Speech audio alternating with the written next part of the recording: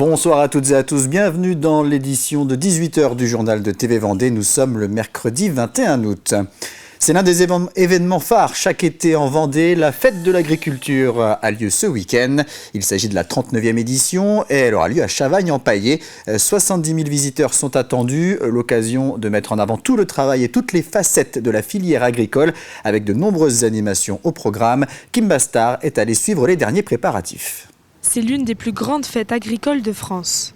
Et la première fête était il y a 40 ans sur le même canton, elle se faisait à Boulogne. Ce week-end, les jeunes agriculteurs du pays de Saint-Fulgent-les-Essarts et Terre à Tutu de Vendée s'apprêtent à célébrer la 39e fête de l'agriculture.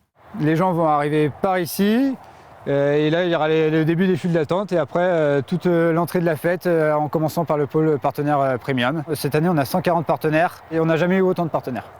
À Chavagne-en-Paillé, 70 000 visiteurs sont attendus sur ce terrain de 25 hectares. Au programme sur ces 2 jours, exposition de matériels anciens, présence d'une mini-ferme, animation chien de troupeau ou encore concours de labour et moisse-bat de crosse.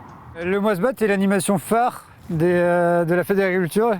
Et cette année, en nouveauté, sur cette même piste, on aura également des tractocross, qui sont des tracteurs agricoles mis avec des suspensions encore plus spectaculaires que les moisse-bat. La piste sera bien occupée cette année. Devenue un événement incontournable au fil des années, cette fête permet aux visiteurs d'échanger avec les professionnels du monde agricole. Pour nous, c'est important pour communiquer sur notre métier. Les gens nous ont vus cet hiver sur les routes. On veut aussi montrer que notre métier a du positif. Notre métier, c'est de nourrir les gens.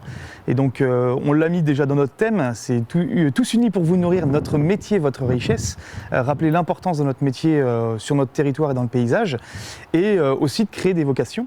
Et pour marquer cette 39e édition, le comité d'organisation a souhaité innover en proposant notamment un spectacle de drone. En attendant l'inauguration du site samedi à 9h, les bénévoles travaillent main dans la main en espérant que le beau temps soit aussi de la partie. Et au-delà de cet événement festif qui se prépare, la réalité du terrain est moins réjouissante pour bon nombre d'agriculteurs. Les récoltes de céréales à paille n'ont pas été bonnes cette année en Vendée en raison d'une météo très pluvieuse entre la mi-octobre et cet été. Dans une lettre adressée au préfet mardi, la FDSEA et les jeunes agriculteurs annoncent 40 à 50% de pertes et demandent un dégrèvement total de la taxe sur le foncier non bâti au titre de l'année 2024. La FDSEA a également lancé une opération exceptionnelle d'achat groupé de plus de 8 000 tonnes de paille. Cela permettra d'approvisionner les éleveurs qui ont subi les pluies quasi permanentes du printemps et qui n'ont pas pu bénéficier de conditions optimales pour récolter leur fourrage.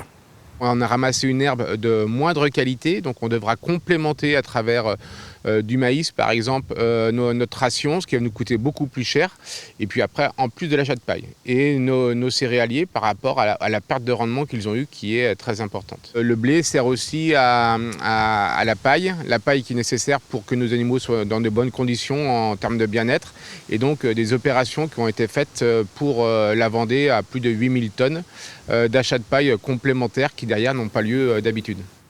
Un peu de tourisme à présent. Les modes de transport pour découvrir le bocage vendéen sont multiples, en voiture, en vélo, à pied bien sûr, mais pour celles et ceux qui souhaitent un peu plus d'originalité, il y a également le train à vapeur. Du mois de juin au mois de septembre, l'association Chemin de Fer de la Vendée, basée à Mortagne-sur-Sèvre, propose un voyage de 3 heures sur les rails.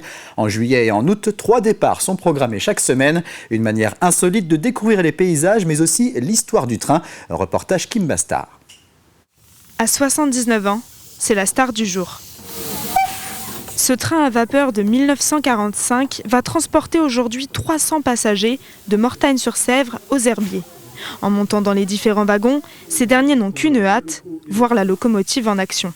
C'est vraiment formidable. J'ai toujours voulu essayer ça parce qu'au jour d'aujourd'hui, c'est pas aujourd'hui qu'on va trouver un train à vapeur. Une sortie insolite proposée par l'association des chemins de fer de la Vendée.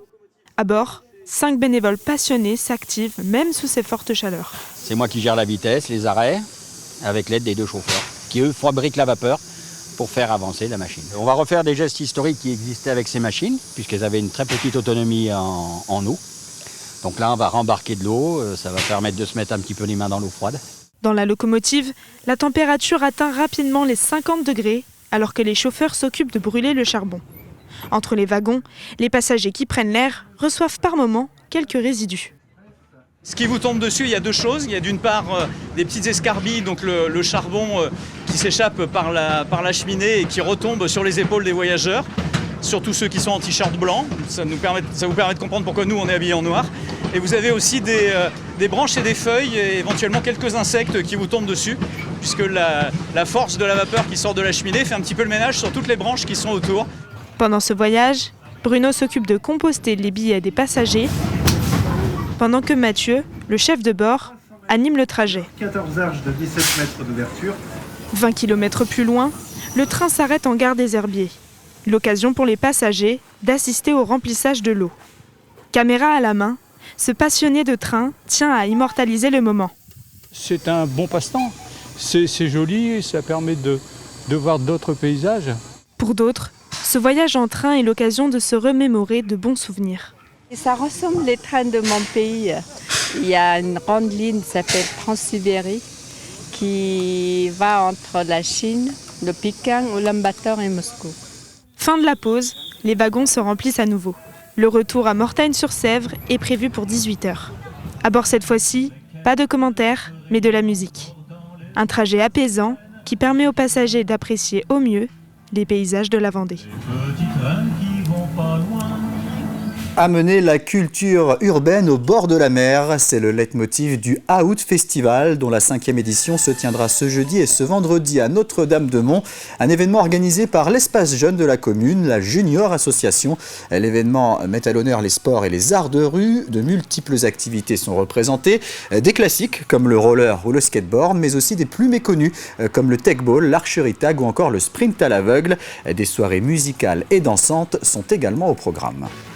On a énormément d'activités sportives cette année, on a du foot de rue, on a plein de sports émergents, on a aussi en fait des activités ludiques et récréatives pour les enfants à partir de 3 ans.